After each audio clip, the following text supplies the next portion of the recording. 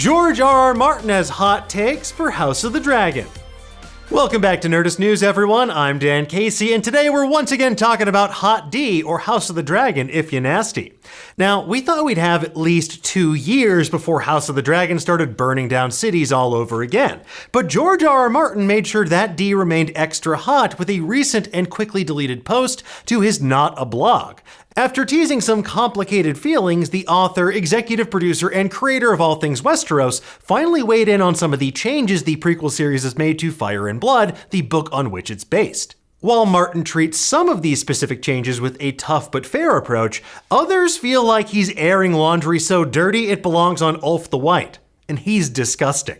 The fact that he went full Aemond on the show raises some interesting questions. Namely, what does this mean for the future of House of the Dragon? And what about other productions like A Knight of the Seven Kingdoms, which is debuting on Max in 2025? We're going to break down what Martin said, how changes to Fire and Blood actually manifest in House of the Dragon, and what he suggests will happen in future seasons in just a moment. And then later, we're going to welcome Nerdist resident lore master and Masterminds co-host Michael Walsh to share his definitely reasonable and not at all passionate thoughts on this matter. Now, if you prefer to read Mikey's opinion and thoughts for yourself, you can do so over on Nerdist, but trust me, you probably want to hear him out on this one. Now, before we go any further, we do need to make like Aegon the Conqueror and offer a word of warning for the future. To talk about all of this in hot detail, we have to share some spoilers for the book Fire and Blood and potential spoilers for House of the Dragon seasons 3 and 4. Now, if you want to know nothing like Jon Snow, well, make like Aemond and turn your tail and run. Batos, Vhagar, Tropas. Okay, let's get into it, shall we? George Railroad Martin has never been one to mince words. Only full, uncut words for him. But up until now, when it came to the HBO series based on his books, he tended to say little in the way of complaints or criticisms. But all of that changed when wrong franchise. All of that changed when Martin finally revealed his thoughts about the infamous blood and cheese sequence from Fire and Blood, which, as you may remember, was adapted for the screen in the season 2 premiere, A Son for a Son.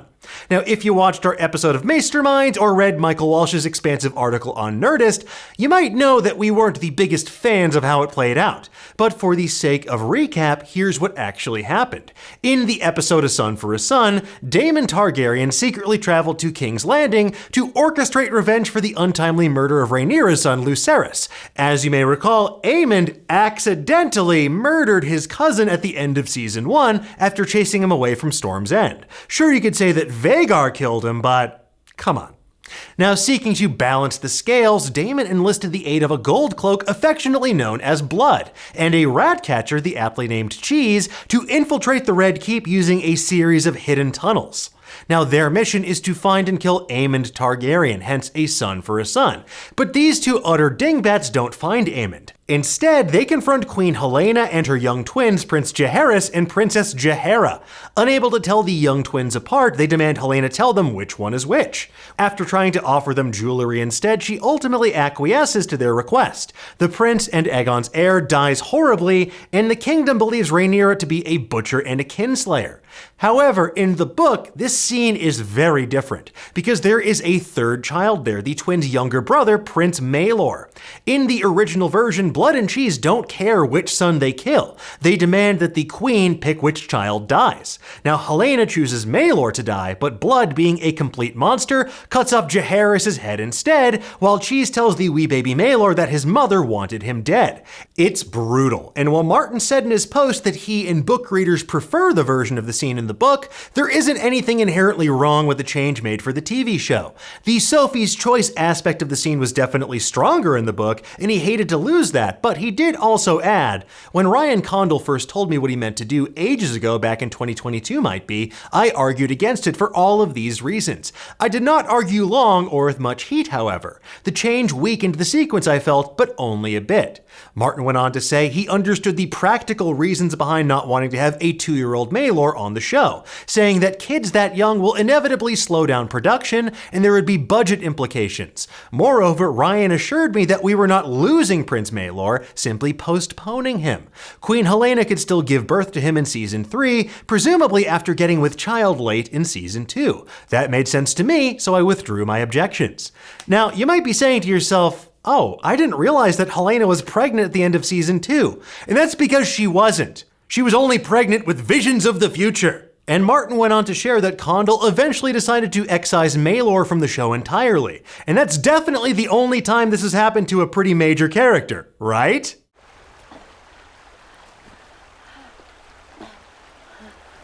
George R.R. Martin then went into the concept of the butterfly effect, in which one seemingly small change to the past or environment can have ripple effects forever after and ruin Ashton Kutcher's life. While Prince Maelor is just a baby and therefore doesn't really do anything himself barring some kind of baby's day out scenario, what happens to Prince Maelor has major impacts on the story. In Fire and Blood, as the Targaryen family squabble heats up, Queen Alicent becomes concerned for Helena's remaining children. She sends each of them off in different directions with a different member of the Kingsguard for their safety. And while Jaehaera remains safe, Maelor and his guard, Sir Rickard Thorne, are discovered and Maelor promptly dies in the ensuing skirmish. Maelor's death sends Queen Helena into total despair. The son that she chose to die actually suffers that same fate anyway despite surviving a horrific encounter, and that leads to Helena taking her own life. And evidently, this is still the fate that Condell has in mind for Helena, which Martin sees as a major problem. Martin said, in Ryan's outline for season 3, Helena still kills herself for no particular reason. There's no fresh horror, no triggering event to overwhelm. Martin also added, what will we offer the fans instead once we've killed these butterflies? I have no idea. I do not recall that Ryan and I ever discussed this back when he first told me they were pushing back on Aegon's second son. Maelor himself is not essential, but if losing him means we also lose multiple major moments, well, that's a considerable loss. And then Martin drops the rhetorical Valyrian steel sword. And there are larger and more toxic butterflies to come if House of the Dragon goes ahead with some of the changes being contemplated for seasons 3 and 4. Yikes! That is a spicy meatball, or whatever the equivalent of Italian cuisine is in Westeros. A bullet of brown. A bullet of brown. Ooh, my side hurts. A bullet of brown. Yeah, we might have to get that chunk. Of course, House of the Dragon showrunner Ryan Condell didn't let deleted dragons lie. On a special episode of the official House of the Dragon podcast From Book to Screen, Condell defended the team's creative choices. He said, I stand behind the adaptation of how the plot unfolded. I've talked about this quite a bit, but I will just say in plain text, the children that we had in the story were simply too young to be able to construct that narrative exactly as laid out in the book. Period. I have lots of experience working with very young performers. To ask 2 4-year-olds to play through that level of drama, it's just not a realistic expectation. Condell also cited that sequence's brutality as something particularly challenging to portray with young actors. There's also a practical element around the things you can expose young children to on a film set.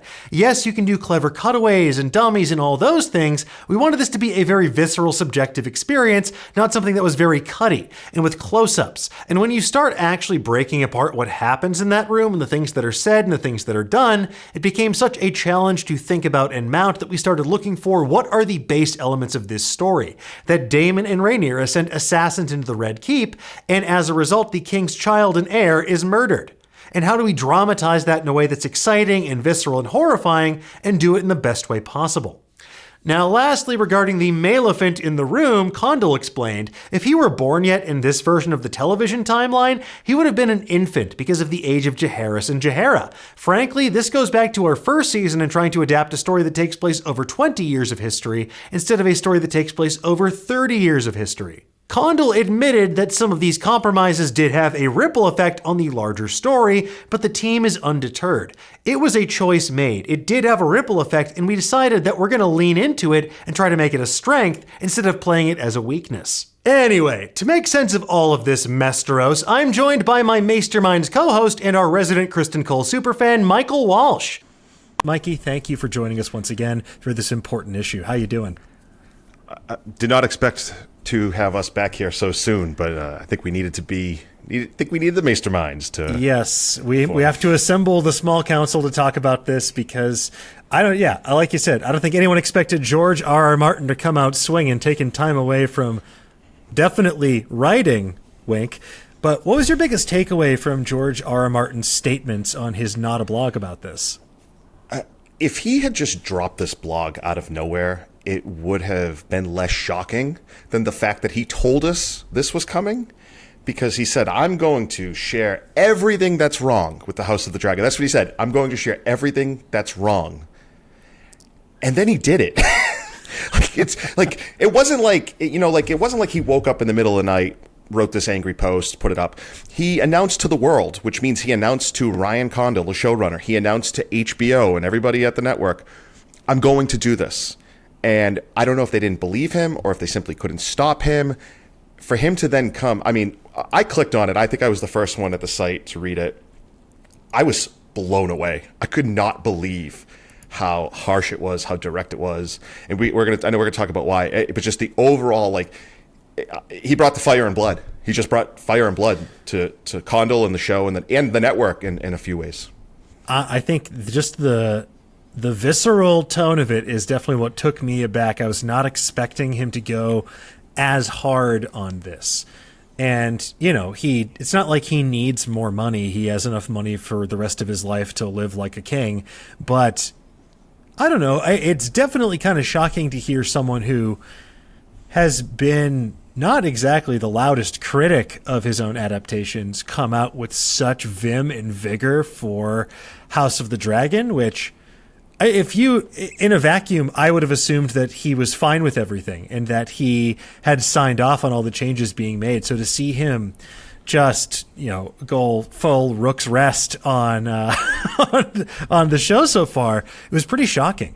He had some specific issues, and these are the ones that we have talked about at length on the show. Let's talk about just the Maelor issue.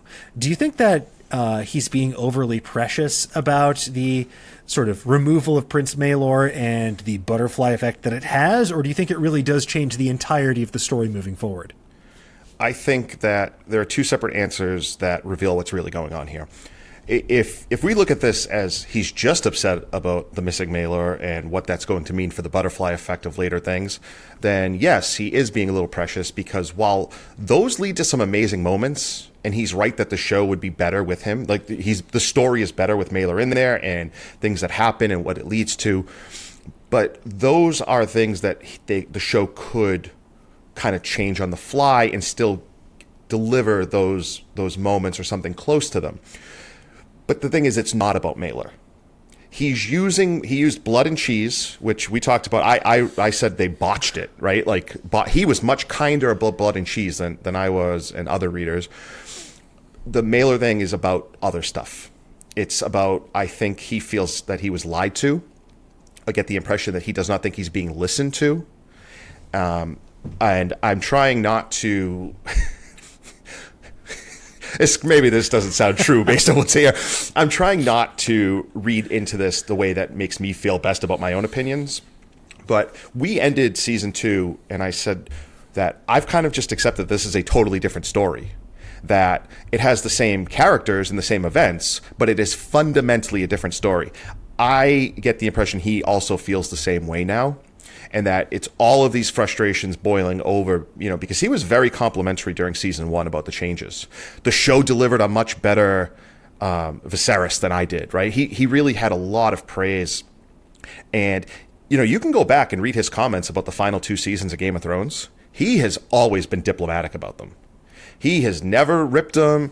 When people say like, "Oh, which ending will be better?" He always talks about, "Well, when I finish the books, when I finish the books, we can say, we can say which." Like he's never done this before, which makes me think that behind the scenes it's much uglier than we ever would have imagined. So it's a long answer, short. The Maelor stuff on its own would be precious, but it's not about Maelor, so that's why it's not. Yeah, and I mean, this also kind of makes me wonder about like Miguel Sapochnik leaving the project in season 1. Originally he was a co-showrunner.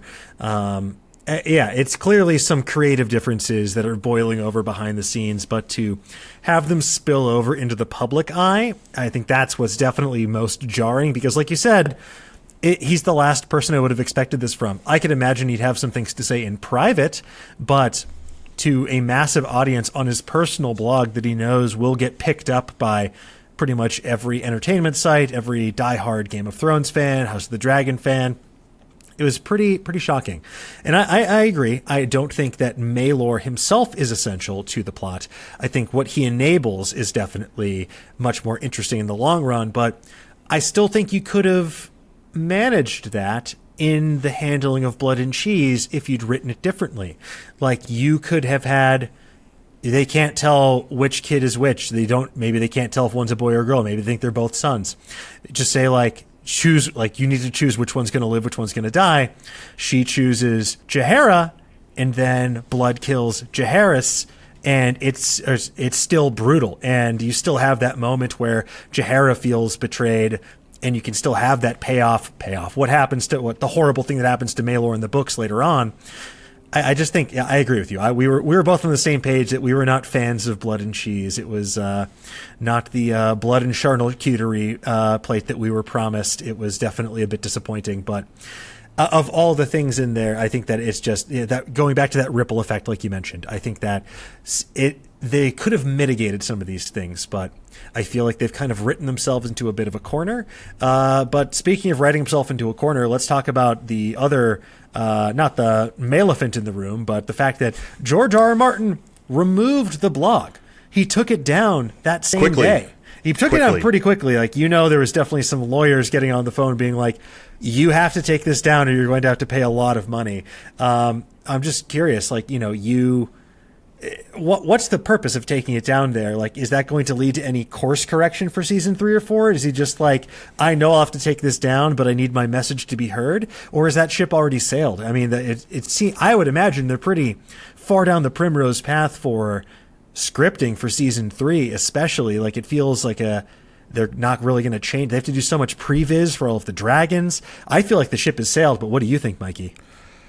Until it's on screen, I guess there's a chance to fix it. Sure. And if this, he's a very smart man, and we can think of him as his author. He's been in television for a long time.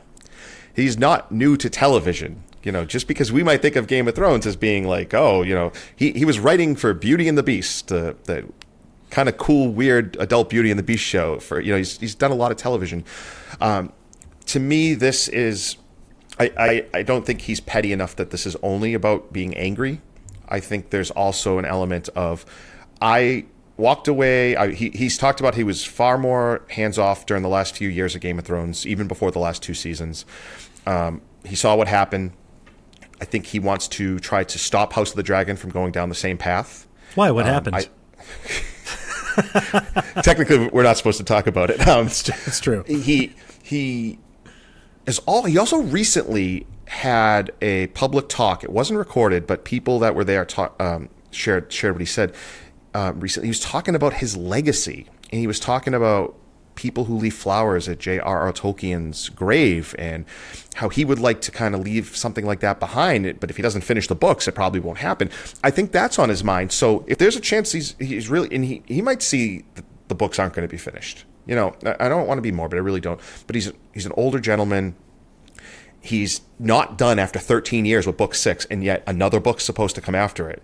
The shows might end up being his legacy, and I think that's also factoring into it. So, you've got a lot of things going on. Frustration, trying to get people to listen who maybe aren't. I mean, this seems like a sort of a desperate ploy, especially because, as you talk, they're working on other shows.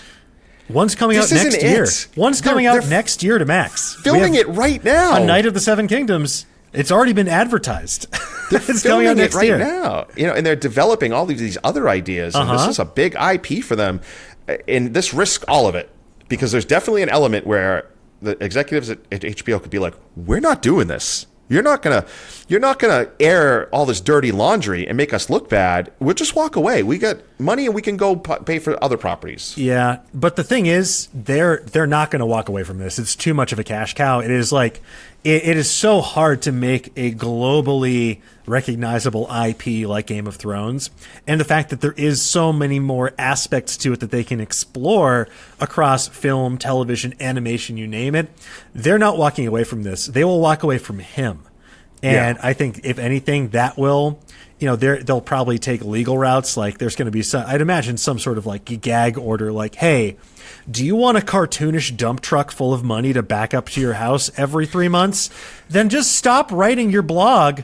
Don't post on LiveJournal about this. We're turning all of your works into TV shows. We're turning your novellas into a TV show next year. And I don't think that all of the 7 or 8 or however many Game of Thrones shows are in development are actually going to happen. See also the Jon Snow sequel series for some reason. But I do think there's a good chance a lot of them happen.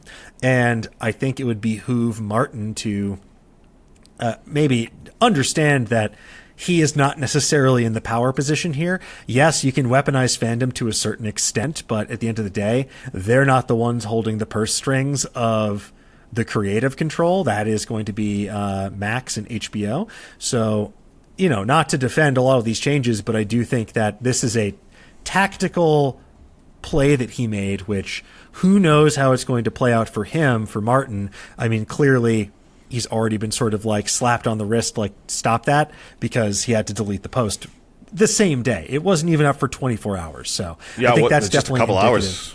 Yeah, but I'm curious, we mentioned this. Do you think it's going to have an effect on any of the other series in production? Obviously, A Night of Seven Kingdoms is probably a little too far down the road for it to have any meaningful adjustments. And also, I don't know how you veered so drastically from those books, but what about the other projects in development?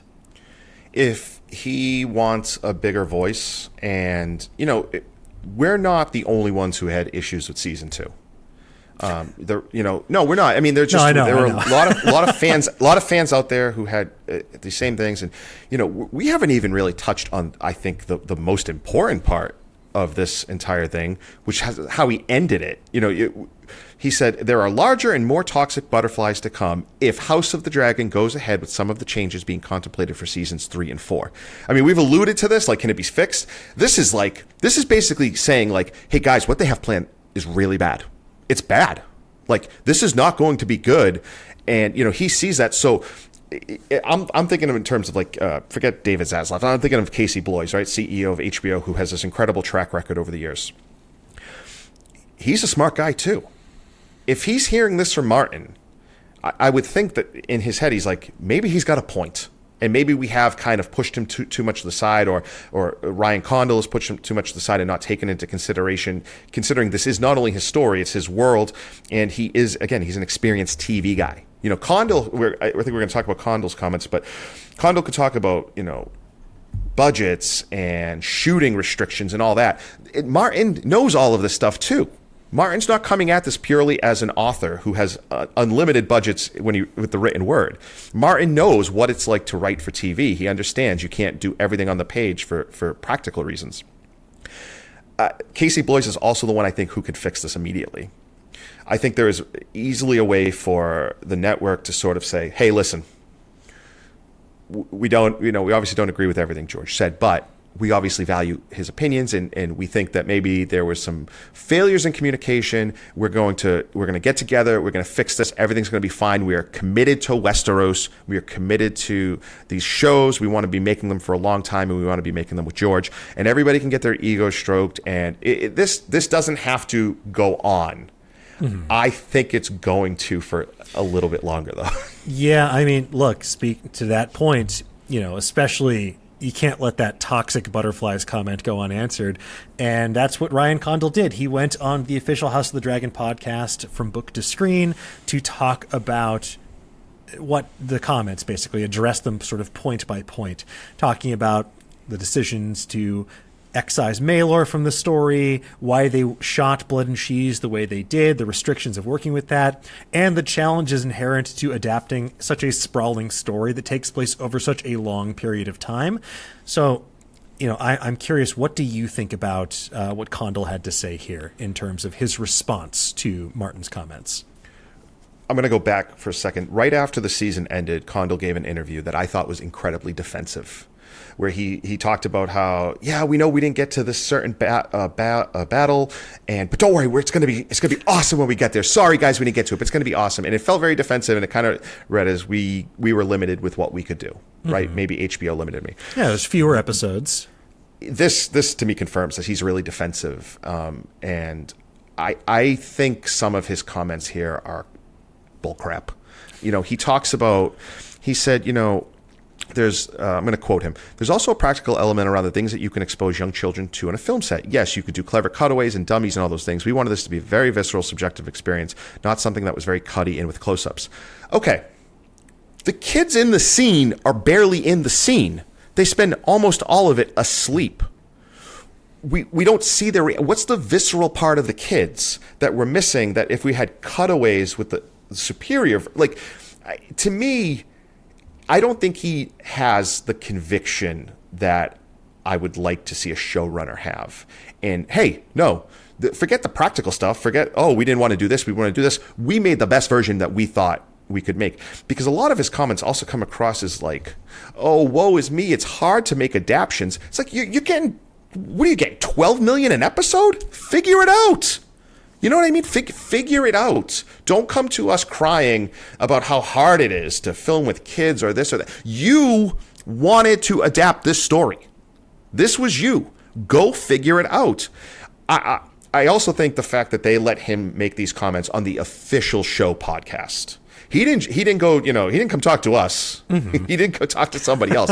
This is via HBO, which tells me that they're pissed. And somebody needs to take a step back. Of course. This could get a lot worse, or it could quickly go away. And it feels like this is why I think it's going to get worse before it gets better. Yeah, look, from a PR standpoint, I'm of two minds about this, because even though the post has been deleted, the news has already made the rounds. It was picked up by everyone. You can read all about it on Nerdist.com. It is the genie is out of the bottle, and if they don't make some sort of official statement, he's going to be getting media requests from every outlet and their mother asking for his comments on this. This is a way for them to get out ahead of it, set the record, quote unquote, straight, and offer their perspective on what is a safe medium in which to play the official podcast. You're not going to get like the amount of gotcha questions there that you might get in another environment that is not fully funded by the organization making the product. So I understand the thought process behind it. I agree it comes off as a bit defensive, or maybe they should have let another week pass before deigning to respond to it. It just feels a little too... Well, actually, what happened is this. You don't understand. I've been working with kids for a long time. I understand the realities of doing that more so than he does. And another thing, it's a really long story. So many characters. We don't want to recast people. And Maelor would have been a baby. What would a baby be able to do? I get it. He's not wrong. It's, I think, the spirit in which it was said, it just makes it come across as kind of like a nuh-uh, instead of standing by your work. And I know the intention is to stand by their work, and I did appreciate the line at the end talking, because they acknowledge, yes, some of these changes do have a ripple effect. We acknowledge that. Instead of a weakness, we choose to see that as a strength, and we're going to try our best to make that into a strength. I respect that, because you're acknowledging, like, we know that we made changes that will have bigger effects down the line, and we're going to own those. So I would just like to see more of that tone come across, because I want to have confidence that the people steering the ship know where they're going. And if it feels too much like they're on the back foot, or it feels like, hey, do you guys hear water filling up the lower deck? Oh yeah, but don't worry about it. We're pretty sure there's a beach down this way where we can dock the ship. It doesn't instill the most confidence. It doesn't instill a lot of confidence either, because a lot of what he said, I just don't buy. He says, you talked about, if Maelor, if he were born yet in this version, he'd be an infant, and then we have to, we're filming 18 months later, he wouldn't be. Why can't he just be a newborn? Yeah. Why you could have lost the part where all you would have lost was the part where Cheese says, "You hear that, boy? Like, your mama chose you to die." Say it to the sister. Make sure your brother knows. If of all the things to lose, you could have lost just one line. Yeah. And then you could have just had an infant. Maelor is 2 years old in the story. He's not contributing anything dialogue-wise. He's not making any choices. An infant Maelor who could have been played by any number of babies. Yeah, the baby from American Sniper. Doesn't even have to be real. It might be a bridge too far. A plastic bridge too far. It's just not, he doesn't make a compelling argument for his own choices. And again, I feel a little good about some of the things I've said over the last year, but this to me just comes across as sometimes they're not really and they're not. I don't think they necessarily love the story that George R.R. Martin wrote. And I think that's why they don't care about these changes. And I think that that's underlying all of this, which is Martin has come to recognize they actually don't want to tell his story. They just want to use his characters and his events to tell their story. Yeah, I think they've definitely used a lot of the events and characters as a springboard for the story they do want to tell, and that is a story about Rhaenyra and Alicent and these two opposing viewpoints and how this affects the entirety of the realm. And I do think that, I know it's an adaptation, but I do think that losing some of these moments that made the source material so impactful is ultimately going to hinder the effectiveness of the show in the long run. I still enjoy the show very much. Even when I get frustrated, I was still looking forward to watching a new episode. I will still watch seasons 3 and 4, toxic butterflies or not, but I would prefer that there aren't toxic butterflies, because I love the book, I love the show, I understand they're two different creations, but I just want to find a harmony between them, because I don't think that's impossible. That is what I hope to see. Hopefully both sides will cool their jets, go back into the lab, keep cooking. You know, George, the best way to ensure that your vision is represented as you see fit is to finish your vision for A Song of Ice and Fire. Write those books, buddy. Do it, George. You can do it. We believe. And if not, we'll call up Brandon Sanderson, because Dan, don't, come on. Look, he can squeeze in a couple more books on a yearly basis. It's George or nothing. Yeah. No, I'm sure he's got I'm sure he has cryopods full of other young authors that can emerge to help children, like the Children of the Woods, to help finish his works if he has to take the seat of Bloodraven eventually. But and Dan, we should also point out this is a much bigger deal because of the era we live in. Like, if there was YouTube and podcasts when Stanley Kubrick was releasing The Shining, we'd be having this conversation about Stephen King absolutely eviscerating it, right? Because it's very similar. Stanley Kubrick made a version of The Shining that is fundamentally different from the book, and Stephen King hates it for that reason. The difference was, I think, Kubrick's The Shining it was a little bit more successful than season 2 of House of the Dragon. Well, now I just want to imagine what George R.R. Martin would blog like on cocaine, but unfortunately we'll probably never get to see that reality. He seemed very lucid in his statements. All right. Well, Mikey, is there anything else that you wanted to discuss about what George R.R. Martin or Ryan Condal had to say about this situation? I wish we could ask him all of his issues with season 2, but I would bet a lot of this, in terms of seasons 3 and 4, has to do with the missing Nettles, a character that we are very disappointed is not going to be on the show. At least there's no indication she is going to be, because they gave her storyline to Rhaena, or at least part of her. Rhaena cannot replace Nettles. And that also makes me think that he's worried about Daemon's storyline going forward. And honestly, I think he's probably worried about almost every storyline, because I don't like what's happening with Rhaenyra. I hate what's happened with Alicent, so I don't even know where that's possibly going. Part of me wishes old George Rock and Roll Martin was ready to completely just be like, I'm done, and here's everything on the table, and then we could do a 17-part series about everything he said. We'll see. I mean, look, he's got enough time on his hands, as he's not writing those books, so he's got time for blogging. But I do think there is one person in the realm who can save us, and that is Otto Hightower. He's back, baby, and this time he means business.